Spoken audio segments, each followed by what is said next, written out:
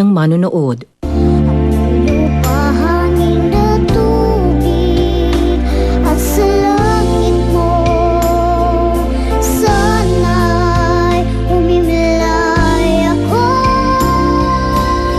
Hindi ko nasabi sa kanya tungkol kay Abigail pero plano ko talaga hanapin yung kapatid ko para sa kanya. Today, we will celebrate your birthday sa Enchanted Kingdom. Talaga po, Mr. Nick? Kung gusto mo talaga enchanted, sige, pupunta tayo Enchanted Kingdom. Tita Remy, pwede po ba kayo na lang sumama sa amin? As guardian na lang po. Ako ang gagwardya sa inyo. Achang, Ikaw ang may PRO. Ako wala.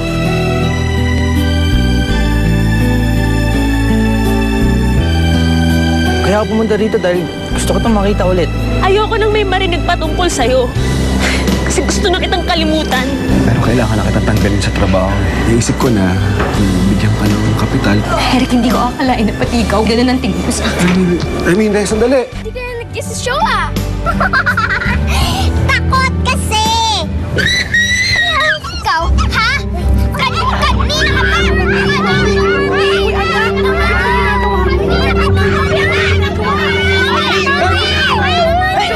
Tama na to! Ano nangyayari dito?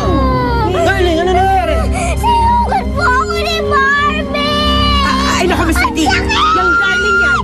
Siya yung nagumpisa. Hindi si Barbie, hindi kami. Pwede ba, anak ko, pagsabihan mo?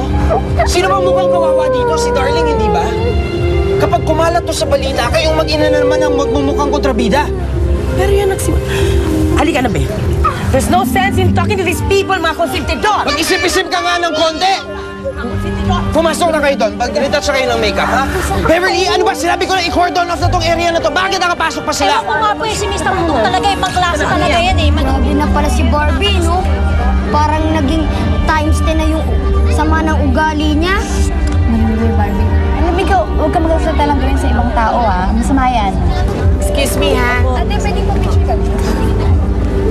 Naku. Eh, mukhang totoo yata yung sinabi ng nanay mo. Magulo itong pinasok mo. Ikaw ba walang umaapi sa'yo? Oh, bakit ganyan ang mukha mo? Oh, ang ganda-ganda ng araw. Ang saya-saya dito si Enchanted. Bakit ka nakasimangot? Napagod lang po ako, Lola. Lola, kumusta na po si nanay? Umiiyak ko po ba siya? Miss ko na po siya eh. Buti na lang nabanggit mo. May padala sa'yo nanay mo. Ito oh. Yan oh. May sulat siya sa'yo. Sure ka? Saan masakit sa'yo? Kiss lang Ayan, doon. oh. Pagilito, gagaling yan. Dearest Roseanne, anak, sana maging masaya ka sa araw na to. Alam ko naman na matagal mo nang gustong pumunta dyan. Pasensya ka na kung hindi mo na makakasama si nanay sa'yo. Pero lagi kitang iniisip, anak. I love you. Oh. Ay, bakit umiiyak? Eh, kaya ko nga din nila ito eh. Kala ko magiging masaya ka. Thank you. Huwag ka nang umiyak. Wow.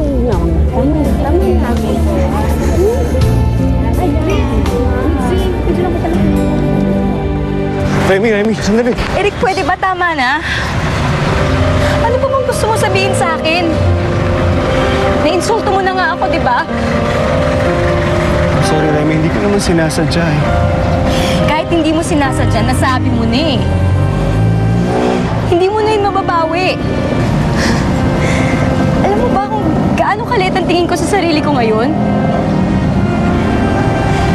Nililimusan mo ko nang hindi naman ako nanghihingi.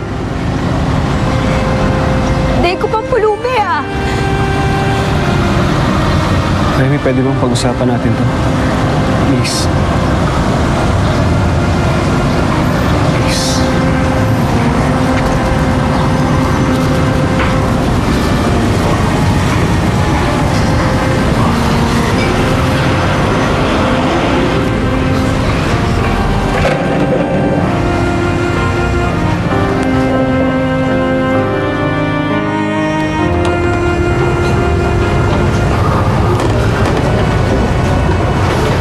Let me explain, okay? Listen, kung may pulubi dito, ako yung yan. Ako yung nanilimos ng attention mo. Kasi naisip ko lang, kung hawak mo na yung oras mo, baka sakali mabigyan mo ko ng atensyon. Kahit konti lang. Remy.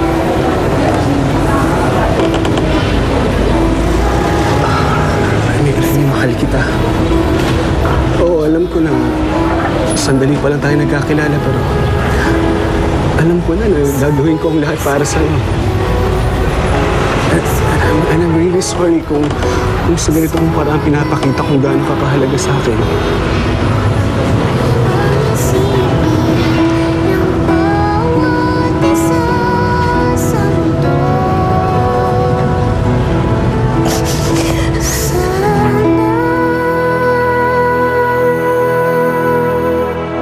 Sorry, baby, ha? Kahit ka ba sa akin? Sa susunod, wag mo nang ulitin yan. Sinuwerte lang tayo kagabi. Pero sa susunod, hindi tayo sinuwerte. Sorry na nga, di ba?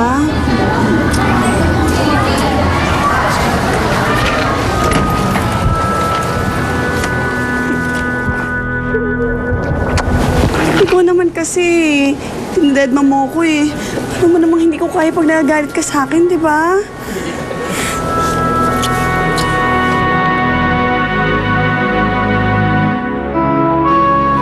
Bakit kasi sumunod-sunod ka pa rito?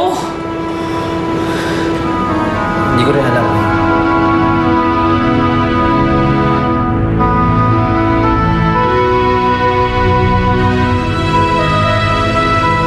Hindi porke umamin ako sa'yo, kailangan mo na rin ako mahalin, ha? Walang ganon. So, pumunta ka lang dito para magkwento, ganon? Alam mo kung ano man yung ikukwento mo, sana sa iba mo na lang sinabi. Kasi kung ako lang, ayoko nang may marinig patungkol sa'yo.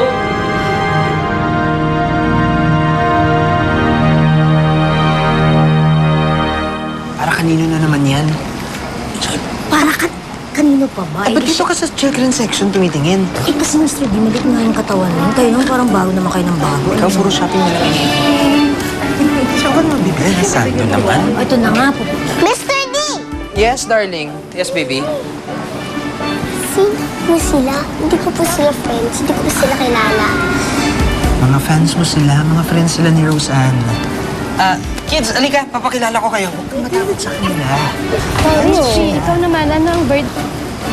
Ito nga pala si Darling, oh. Ito mga friends ni Roseanne. Hi, darling. Hi. Darling, number 1 fan mo ko. Kaso lang, hindi na kami nabigyan ni Roseanne ng autograph mo eh. Kahit hingi kami ng hingi. Di ba, Clay? Oo nga.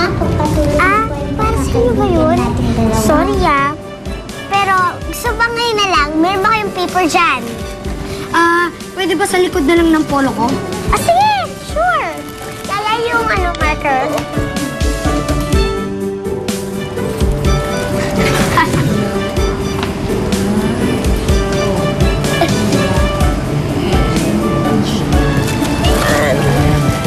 Thank you. Pwede ba pa-kiss? Bawal eh.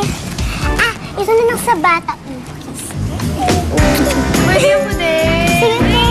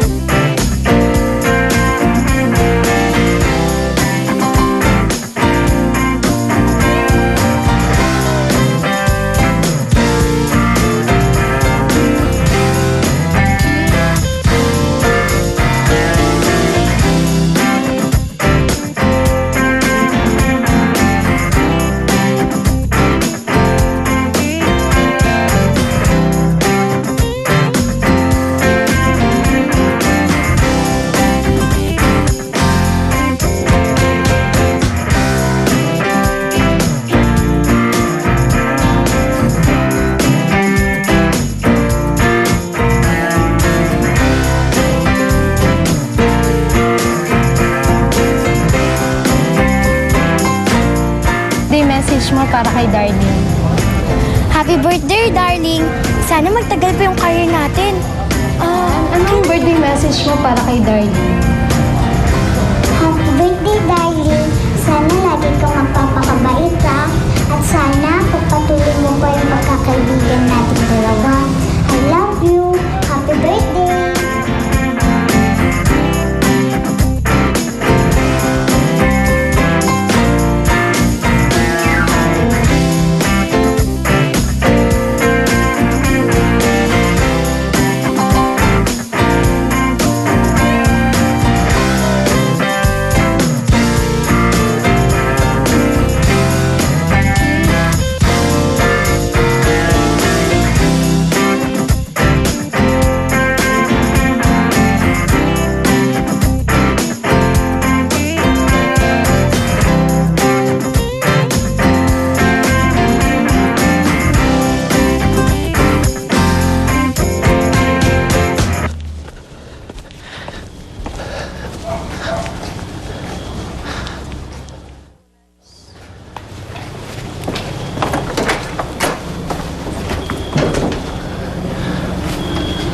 Saan ka galing?